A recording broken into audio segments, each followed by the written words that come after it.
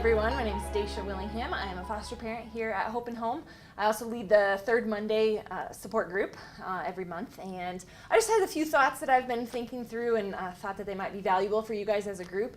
My heart is obviously for foster care, and especially the longer I've been in it, the more my heart becomes about you guys and supporting you guys in what you're doing for kids. So the thing I've been thinking about is this concept, and I didn't come up with any of this stuff. It's not original. I have heard it from a few different sources and put it together. So I'm going to be preaching to the choir a little bit. You guys all know this. That's why you're here. But hopefully I can affirm what you're already doing and maybe give you one or two things to think about as you walk away. But here's the thing I've been thinking about. Every kid needs a tribe. Every kid needs a tribe. So be thinking about tribes in your head. Kind of stereotypical, but we're going to put on some war paint here and talk a little bit about tribes.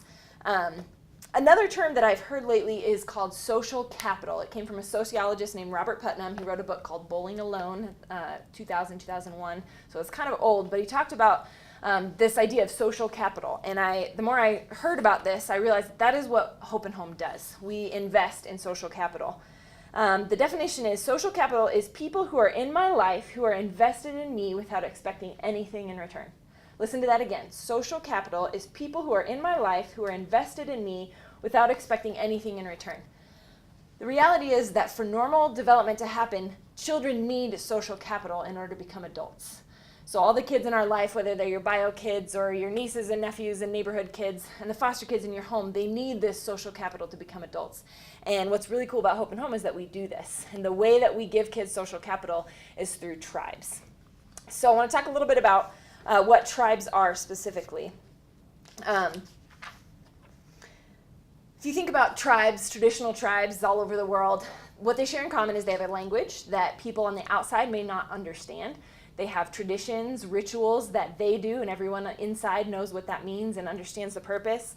And they have a history, a common history that they all know and share.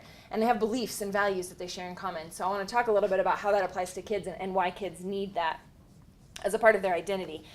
We also know that kids need a place to belong. That's another way to say this. Kids need a tribe, they need a place to belong. The opposite of that, which a lot of our kids experience, Brene Brown says, shame is believing our whole selves are wrong and allowing our feelings of unworthiness and not belonging to define who we are. So keeping those two things in mind, not belonging is shameful, isolating, all kinds of problems occur in our lives when we don't belong versus when we have a tribe and we belong. I'm going to play a little clip here for you from a podcast. Again, want to give credit to the people who came up with these ideas originally. This podcast is from something called Think Orange. It's actually designed for church leaders, but it very much applies to the ministry we do here at Hope and Home. And this is a guy named Reggie Joyner who partners with churches in helping them minister to kids and students. So I'm going to play a little bit for what he says about tribes, and then I'll pause it and we'll talk about it. Have you ever noticed how we all have a drive to belong? You could say that belonging is the reason that people take showers. Synchronized swimming has fans. Men stopped wearing leisure suits in the 70s, and Tom Hanks apologized to a soccer ball named Wilson. The point is, we all have a desire to fit in somewhere, to be connected, to find our place at someone's table. One of the reasons you can tell that belonging is such a powerful drive in the human heart is because not belonging can be devastating. Especially if the loneliness is consistent, the isolation is frequent, the rejection is recurrent. The point is, people need people. Everybody needs a circle, and every kid especially needs what we might call is a tribe. So what exactly is a tribe? Well, there are probably a lot of definitions, but for us, it's simply a group of people connected by something in common.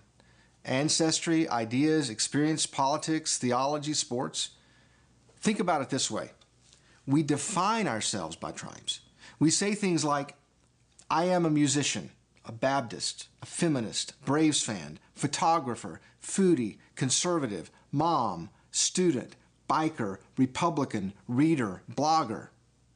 Tribes are just people who share something in common, kind of like a club you can sign up for. But when someone finds a tribe over time, the role a tribe plays in their life becomes much more significant. The tribe can have the potential to become like a family or community. That's why what you do every week matters so much. As a parent or a leader, when you help kids feel welcome in a tribe over time, you're helping them develop a significant sense of belonging. That's why what you do every week matters so much. As a parent or leader, when you help kids feel welcomed in a tribe over time, you're helping them develop a significant sense of belonging. Every kid needs a tribe, I added, over time. That's really where you get invested in the tribe and you come to understand all the things about the culture of that tribe is when you have time to belong there. He talked about a place at the table, and then I'm going to skip a couple stories he tells. The first one is the Prodigal Son. You're probably familiar with that one from the Bible. The cool thing about the story of the Prodigal Son is that dad got it. That dad got that his kid needed a tribe. He needed a place to belong, and so when he came home, he was welcomed with open arms back into his tribe of his family. And the other story he tells is a real-life story he has about a girl named Alyssa who was friends with his daughters, and she really struggled throughout adolescence, didn't have a strong family of her own, and so the joiners really tried to absorb her and give her a place to belong in their little tribe. And she always struggled with mental health issues, and sure enough, when she was 22, she tried to take her own life, and he went to visit her in the hospital, and that's where we're going to pick up the story here. Or how can I know I'm really loved, right? You see, we had enough history with her to know that beneath the facade and pretense, there was this smart, savvy, creative, ambitious, daring, lively, sarcastic girl who was the age of our own daughters. I don't know, maybe that's what we saw. She was someone's daughter who had been trapped in her life by a string of bad choices while she was trying to figure out where and how to belong. Alyssa was not that different than you or me. She just needed tribes over time where she could be known and forgiven in spite of what she had done. Just remember this. You can't feel forgiven by people who don't really know you. That's why kids need tribes over time. They need people who have history with them, people who know them. You see, kids need to be known before they can feel welcome. And kids need to be known before they can feel forgiven. And kids need to be known before they can feel like they belong. So when they show up broken and lonely and wounded, your job is to make sure they know they have a seat at your table, to be the kind of parent or leader who will give them a ring and throw them a party. Because there are two things, I promise you, that will make your home and church attractive to kids and teenagers. You know what they are? Forgiveness and joy. That's why you need to play for keeps with every week that passes, with every marble you lose. Remember, you're making history. Playing for keeps means you get serious about tribes over time and you understand how the right tribe over time contributes to a child's sense of belonging. That's why we say it's important to go in circles. That may sound a little strange, but it's just another way of saying do life in the context of relationships. Because kids need to be encouraged early in life to connect in tribes and groups. It means that you recognize the potential of your family circle, your church circle, and the influence the right kind of friends can have in their life. In other words, kids need to eat in circles, travel in circles, play in circles, work in circles, learn in circles, and live in circles. It just makes a difference. When kids have the right kind of relational circles and the right kind of tribe, it stacks the odds in their favor when they grow up with a sense that they are known, that they are welcomed, and that they are forgiven over time. It increases their emotional and spiritual health. So, keep doing what you're doing this week because it matters. Every time you show up to be physically present in a kid's life, you're making a unique statement by being there with them and being there for them. It's like you're saying, no matter what you do, no matter what happens, you will always belong here. There will always be a seat at the table for you. You will always have a tribe. All right, so I really like the way he said those things, and hopefully that resonated with you. I listed a few things here of what it means to belong to a tribe, that you have a place at the table, you have a history, you're known, and you're forgiven. So what you're developing with your foster families and your foster kids is a little tribe there in your house. A tribe with its own culture, its own traditions, and we're going to do a little exercise here that you might be able to do with your family at home, specifically to your family, but let's just talk about the tribe of Hope and Home, because that's also a tribe. We share a common history, we share a common mission, and we share a common language. So for instance, there are things that we say around here at Hope and Home that people who are outside may not get. See if you know what these words mean. Things like de-escalation, respite, bios, time in, teleology. these things. If you haven't heard them yet, you're going to hear them more and more, but most likely you know what those words mean. Why don't you see if you can think of a few more? So take a couple minutes, just shout them out there to your support group leader. I'm just going to give you a few seconds. Think of words that Hope and Homies understand, our language, our tribal language. Okay, so hopefully you came up with some unique language, tribal language. Another thing that defines tribes is that we have these traditions and these rituals that we do that makes us a tribe. So we have all kinds of things at Hope and Home. You're probably familiar with a lot of them. The way we do support groups could be an example of that, but we have all these special events. You've got the teddy bear clinic, the fashion show is a huge one. Summer of Fun that's going to be coming up, and you're going to hear more about it, and all kinds of events that we do. Those are very important because that is how we develop this social capital with our kids, whether they're here with us for just one season of their life or for longer.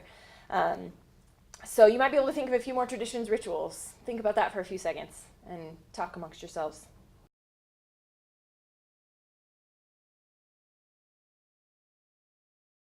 All right, and another thing I want to talk about with tribes is that we share values in common, values and beliefs.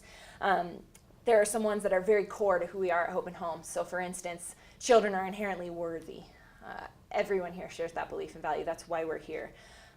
Negative behaviors communicate deeper needs. That's what we talk about constantly and explore that idea. That is what we believe about negative behaviors. Spaces matter is another value we hold at Hope and Home. As you can see by the way that the rooms are set up, we believe that spaces speak to the people who are coming in, both our kids and supporters and everybody who's coming in. We want to be communicating messages with our spaces.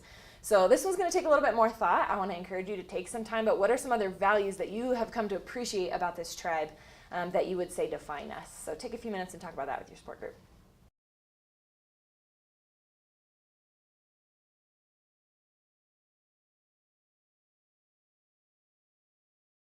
All right, so thanks for hearing me out, guys. And I know, like I said, that's probably nothing new to you, but maybe it's said in a different way that gives you a chance to think about the way you're providing a tribe for kids in your home, but then the way you're joining the greater tribe of Hope and Home and what that means.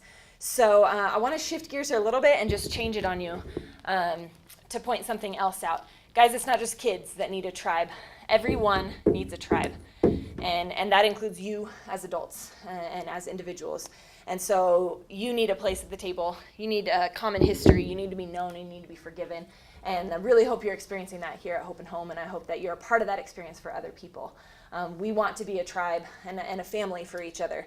And Hope and Home really has the potential to become that for you. So I want you to know that you belong here, and we are glad you're here, and we're glad you're at our table. And the other thing about tribes, besides the values and language that we've talked about, is that tribes go into battle, and we do that together every week.